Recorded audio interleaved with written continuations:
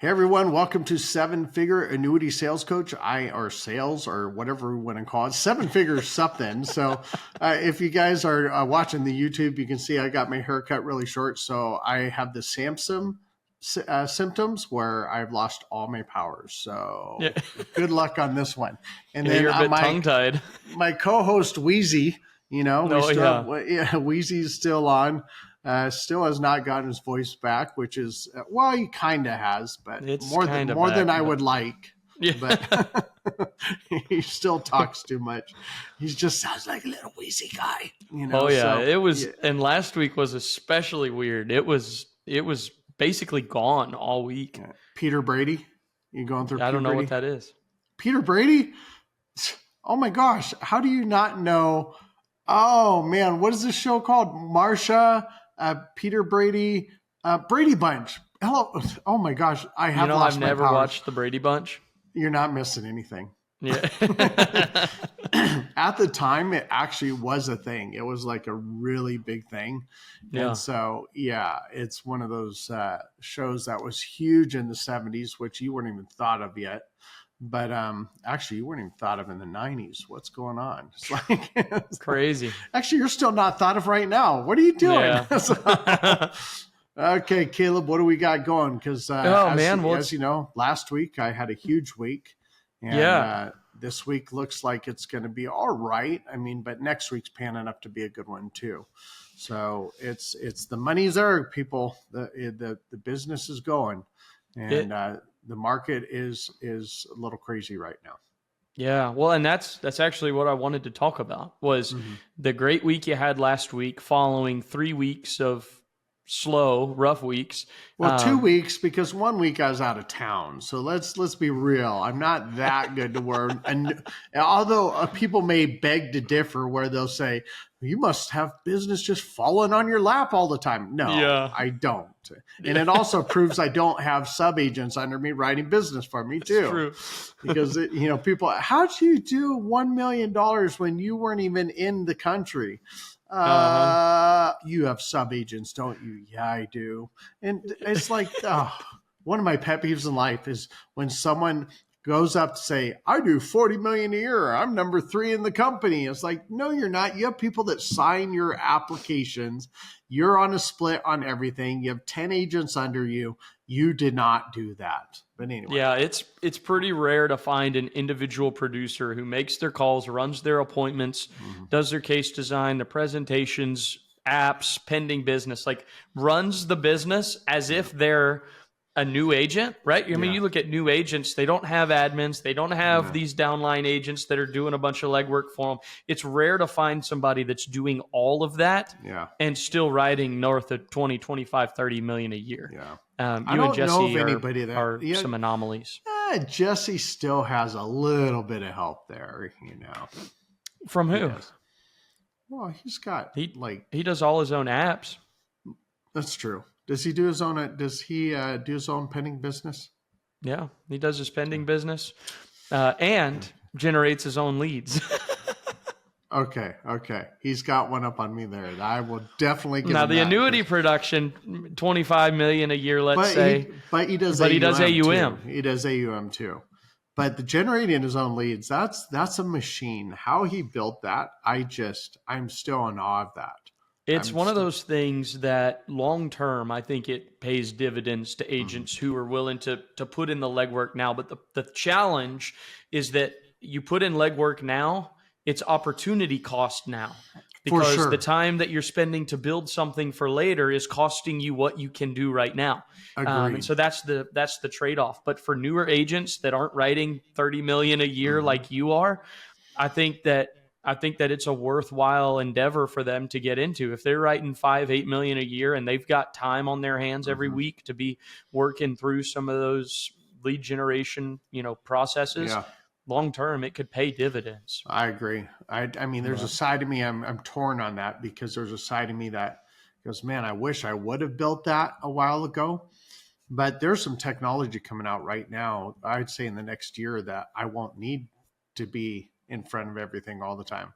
You'll see me like this, but it's not really me like this. And I can make my hair look like however I want it. I can make it any color I want it.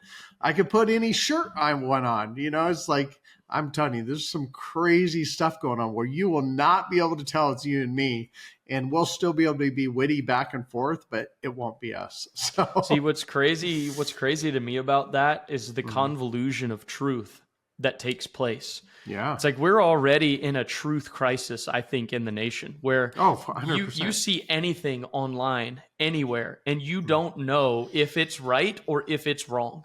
It's kind of like going to your marketer about a new product, right? Yeah. It's like, we don't know. Is this product really do what you say it's going to do? Or is it completely different? Or do I have to find out later? Like I won't go into the company, but this was bad, man. I had an illustration sent to me and I should have known better. I should have looked at it, but no, because I actually wouldn't have known that it wasn't right because we couldn't run our own illustrations. So there's a product that was changing and I had to get an illustration ran for this product that I couldn't run an illustration on anymore. So I got it and it was off. It had a wrong bonus and a wrong roll-up rate, and it cost my client $4,000 a year. Oof. Fortunately, she understood and we worked it out because she goes, this illustration isn't valid anymore. And I'm like, no, it's not. But he said, here is the good thing, because this product was designed to have a good death benefit and a good income payout. So fortunately, it passed more onto the death benefit, which actually worked out very well. But I was just like, I got the illustration and it was wrong. Yeah. And oh man, that's one of my pet peeves in life is because I need to make sure everything's perfect. Like when I go to a client, I want to know that product is perfect. And this is probably what we should just end up talking about today is the truth. How do you know it's real? We'll hit market next week. But when you think about it, when you listen to what an insurance company says about a product, do not take it as gospel. You have to read the brochures yourself. Even Paul in the Bible says, check everything that's being told to you. If you have an elder telling you something, vet it with the Bible. Well, you got to do the same thing with products too. If somebody says this is the payout percentage, this is roll-up rate, this has we've heard this a lot, is the long-term care benefit. How in the beginning, they used to tell you that the long-term care benefit's a 5-year product. No, if that account value goes away, that product that benefit stops. Another thing that was real crazy was, the monthly point to point. So let's say the monthly point to point had a 2.5% cap. Okay.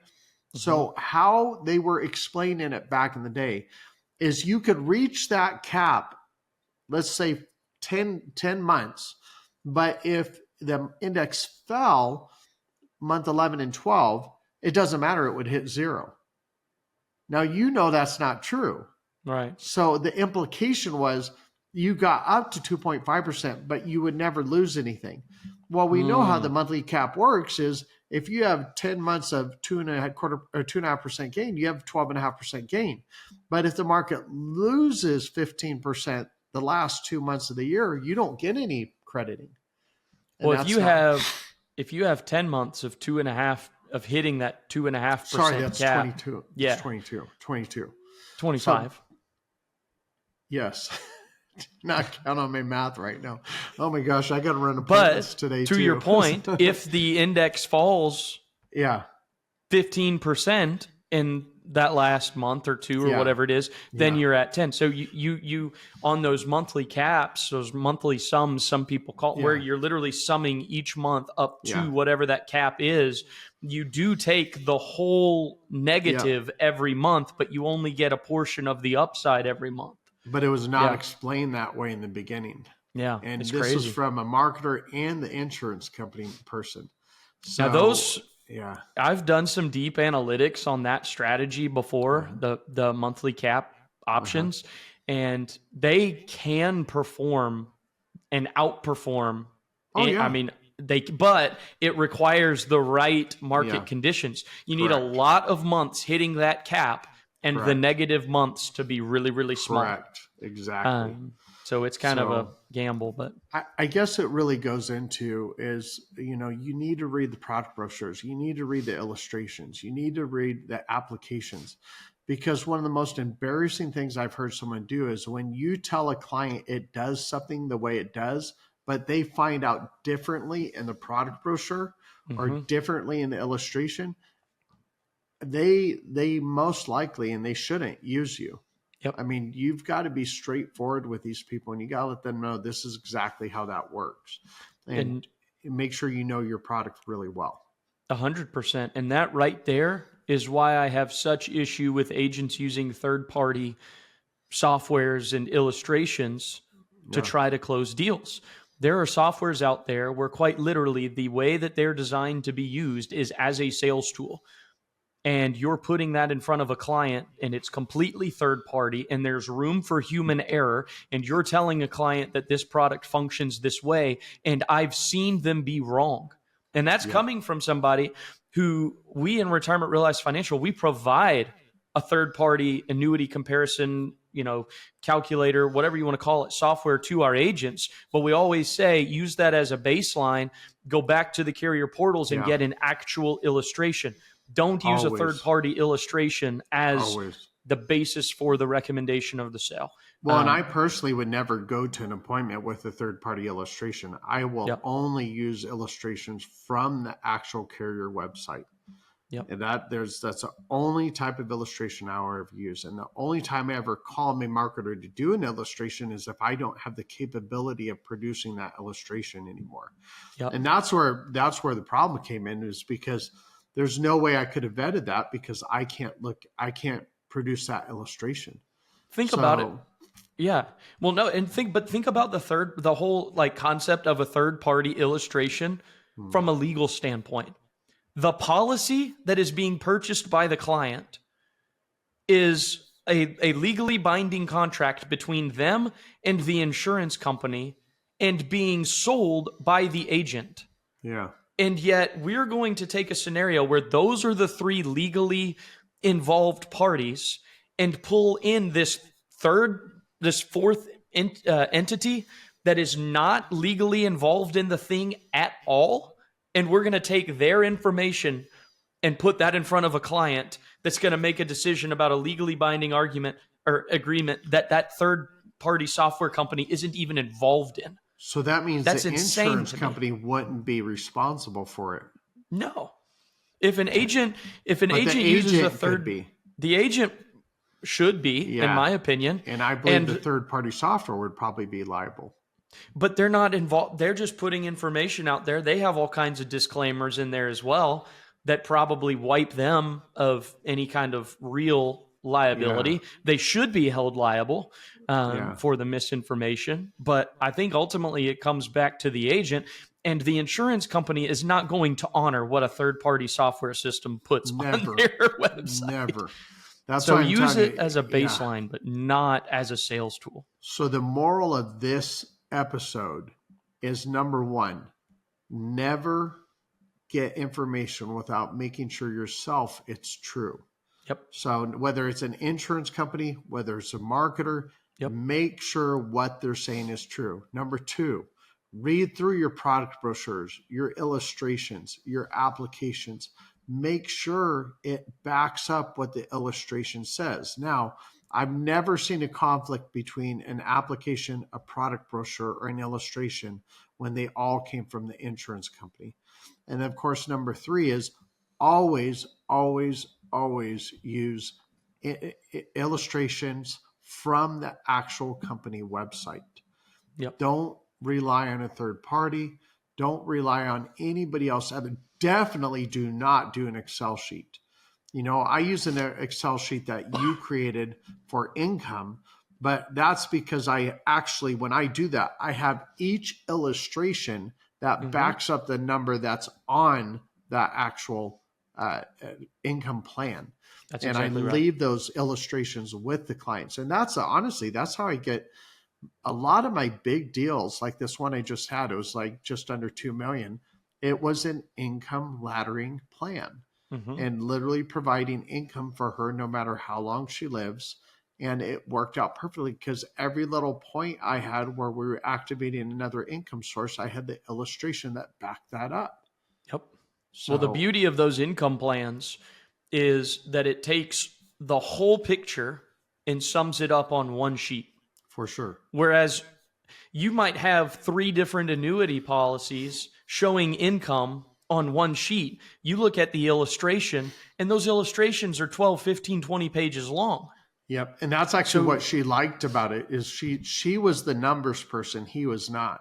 So she liked that if she passed away, he has one sheet of paper. He can actually look at everything. yep, So, yep. Well, it ended up taking a little twist, but I think it's really good because that's good content. what we say is our word and we need to stick to it and back it up with actual documentation from the insurance company. Yeah, and So, I'll say this last thing, as I of always course do. you will.